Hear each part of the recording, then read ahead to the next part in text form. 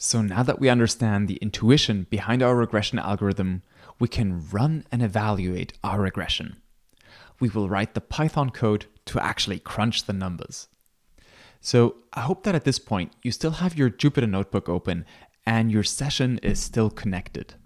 While the big advantage of using the online version of Jupyter Notebook is that you can get started right away and you don't have to install anything, but if you're inactive for a while and you haven't been using it, then it's possible that you can get disconnected and lose your work. So in that case, you might see something like this. And it's important to remember that you can always save your work by saying download as and then notebook. And you can always restore your work by going back to try Jupyter with Python and then simply uploading the Jupyter Notebook that you downloaded previously and your data file. So if you upload those, then you can continue where you left off. In the next module, I will walk you through how to install Jupyter locally on your machine. You might only encounter this situation if you're trying it out using Binder through the web portal. Now, without further ado, let's give our notebook the capability to run a regression. This capability, just like the others, is going to come from a module. In this case, this module is going to be called scikit-learn. Scikit-learn is one of the most popular machine learning modules in Python. And we can get hold of it in our Jupyter Notebook simply by typing import sklearn. But we're only looking for something very specific out of scikit-learn. So instead of importing all of scikit-learn, what we're going to do instead is we're going to say from sklearn.linear_model, and I hit tab on my keyboard here to bring up this option. We're going to import linear regression. Once again, I typed the first few characters there and then I hit enter to insert the rest of the code. And this avoids any sort of typos like, having a lowercase r here, for example. After we've added this line of code, let's hit Shift Enter on our keyboard or click Run to run the cell. Alternatively, if you've opened this notebook from fresh, you might have to go to Cell and then Run All.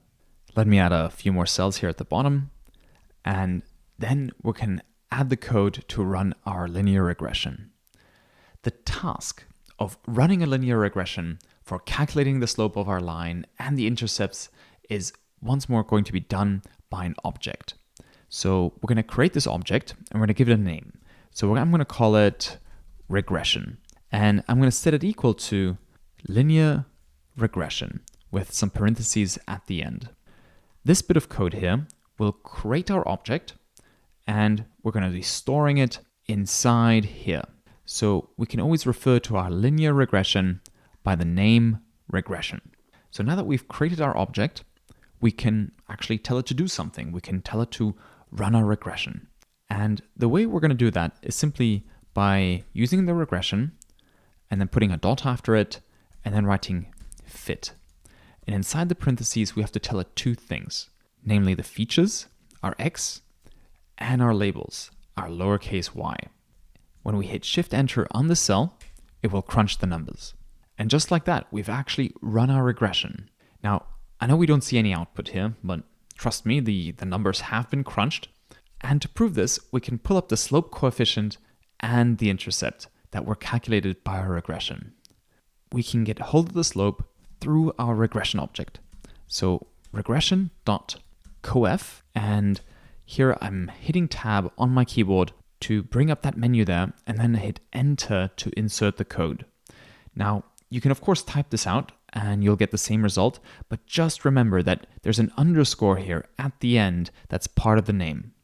So let me run this cell and let's take a look at what the slope coefficient is. So here we see that it's 3.11. Now, one of the great things about Jupyter Notebook is that we can add some markdown cells. So I can add a cell here and I can change it to markdown to add a little bit of explanation to what my code is doing. That way, if I come back to this notebook in the future and I'm wondering what regression.coef does, I can look at the markdown cell above and I can leave myself a little note. For example, I can say slope coefficient and hit Shift Enter, and then I'll get this text inserted here. Now, if I wanted to leave myself little notes inside the actual cells where I've got my Python code, then I have to use something called a comment. And I can add a comment here with a hashtag or a pound symbol. And I can add this here and write, for example, theta_1. And you can see that the text here is green. And that means that this text is considered to be a comment and will be ignored. It's not going to be treated as code. And I can actually execute the cell and it'll run just fine. But if I were to delete this little symbol here, this pound symbol, and try to run it, then I would get an error and it would tell me invalid syntax. So that little pound symbol is very, very important. That's what's going to differentiate code from comments. Okay, so we've got our slope coefficient. What about our intercept? Our intercept we can pull up similarly through this regression object. So regression dot, and then put intercept with the underscore at the end. Once again, I hit tab on my keyboard there. I'm not such a fast typer, and it inserted the code for me. So let's take a look at what the value of this intercept is. Here we can see that it's about negative 7.2 million. So now we know the regression slope and the intercept. And while it's not bad to have these two numbers to hand, we can actually do better than this. Wouldn't it be nice if we could just plot a line on our chart? Because we've painstakingly visualized our data. Why not just plot the regression line on this chart as well? So let's do just that. What I'm going to do is I'm actually going to take this entire cell and I'm going to copy it. And then I'm going to come down here and I'm going to paste it. And the reason I'm doing this is simply to have a reference. So here I'm going to have the chart without the line, and here I'm going to modify my code here so I get the chart with the line. And you can move these cells around as well. So if I use this little upper arrow here, then I can move it above this cell here. Wonderful. So how do we plot a line on here? Well, we can use matplotlib once again. So matplotlib has a functionality called plot. So plt.plot will allow us to plot a line on this chart. But we have to supply some information. We have to tell matplotlib what exactly to plot. And for that, it will actually need two things. It will need the x's and the y's. So it'll need some information for where it should plot things on this axis and where it should plot things on this axis. Now our production budgets are our feature. So for this axis, we can use our x's, right? So I'm going to put an x here and then a comma, and now I have to supply the y value. And what should this be? We don't want to use the actual value that we have for the gross revenue. Instead, what we would like to do is we'd want to use the predicted value from our regression. And we can get hold of those values by calculating a predicted value for each of the x values. To do that, we'll need the regression object from scikit-learn that we used earlier. All we need to do is type regression.predict parentheses x. Then it will calculate a prediction for each of the budget values in our data and plot it on the graph. So let me hit Shift-Enter on the cell and let's take a look at what we've got. Scrolling down, I can see we've got a regression line right here. Fantastic. But it'd be a bit nicer if it stood out a little more, right? Let's give it a color. Let's give it a width. Let's make it a bit thicker. And we can do that by going into this line of code here. And just before this ending parenthesis, we're going to add a comma. And then we're going to add a color here. So we're going to say color is equal to red in single quotes.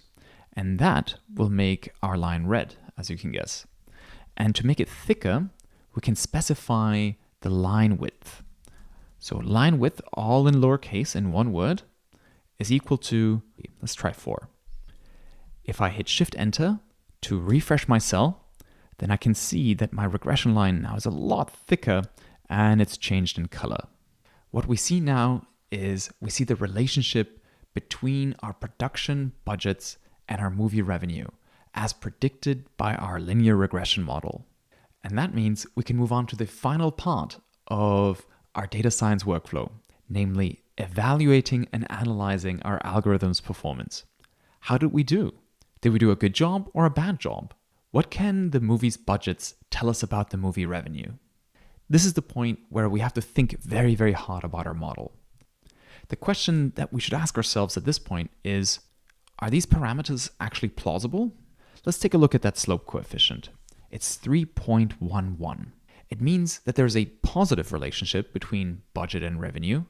And not only that, it means that for each dollar that we spend on producing the movie, we should get around $3.1 in revenue in return. And I actually think this seems to make sense. Bigger budget films tend to do better, so that's good news for us, right? Because we've put our life savings on the line for this zombie movie, right? Now, what about the other parameter? The intercept. This one is at minus 7.2 million. How do we interpret that? What this intercept is literally telling us is that a movie with a budget of 0 would actually lose over $7 million. So that's a bit problematic, right? That seems quite unrealistic. Because if you and I went out to make a movie with $1,000, it's pretty unlikely that 7 million would just disappear from our bank accounts. So this is a lot less realistic. And this begs the question, what should we conclude about our model? Well, it means that we should actually take it with a grain of salt. We just have to accept that our model is a dramatic simplification of the real world. And as such, we should be a little bit careful on how much we believe the predictions of our model, especially at the extreme ends. Just look at the distance here. Look at the gap between this data point and our line. The predictions of our model seem to fit the data a lot worse at the extreme. So how would we use this model to make a prediction anyhow? Say we need to predict the revenue for a film with a $50 million budget. We know what our intercepts are. We know what the theta 0 and the theta 1 is equal to. And if we want to know what the revenue would be for a film with a budget of 50 million, all we would have to do is to substitute the values of our parameters that we estimated into this equation. So our x is going to be 50 million, and if we do the math, then we get our prediction, at least according to our model, right? On a chart, it would look something like this. We can draw a line up from 50 million and then predict how much it is that we're actually going to make off the movie. And it's going to be a little bit less than 3 times the amount that we invested. So about $148 million. Which is not bad, right? But how do we know if it's accurate? How can we measure how good our model is? So even though it is very, very simplistic, we can still ask the question of how much of the real world data it actually explains. And for that, we need some kind of measure. We need some kind of statistic. And the measure that we're going to look at is called R-squared, also called the goodness of fit. To look at our R-squared, we'll simply take our regression and we write regression.score. And within the parentheses, we supply our capital X and our lowercase y, our feature and our labels, and we hit Shift-Enter. And here what we see is that the R-squared is approximately 0.55. This number here is the amount of variation in film revenue that is explained by the film's budget.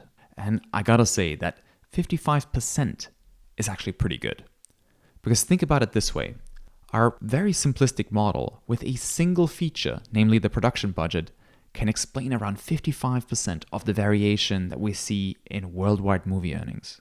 I'd say that's pretty good news for a first try. But of course, we should be a little bit cautious reading into this model too much, because we've still got a lot to learn.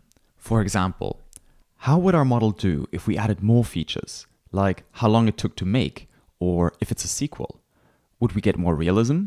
Would it make our model perform better and make our predictions more accurate? And perhaps we should evaluate our model not just on the data that we used for training it, but on new data that it hasn't seen yet. And also, what if the relationship that we have here is actually nonlinear? What if we somehow need to transform the data to get a better fit? So in a way, our analysis has left us with a lot more questions that we should investigate. And we will do just that in the upcoming modules.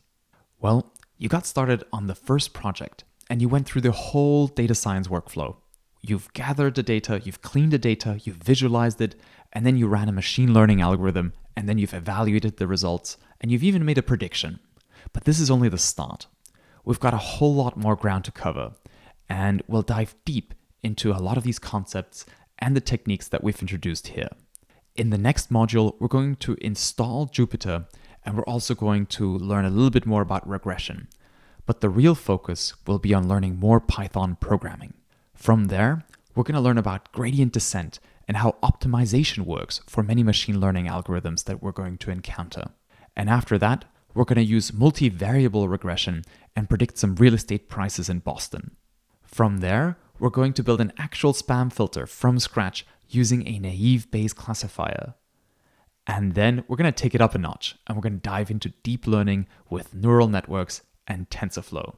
So for all of that and more, I'll see you on the next lessons.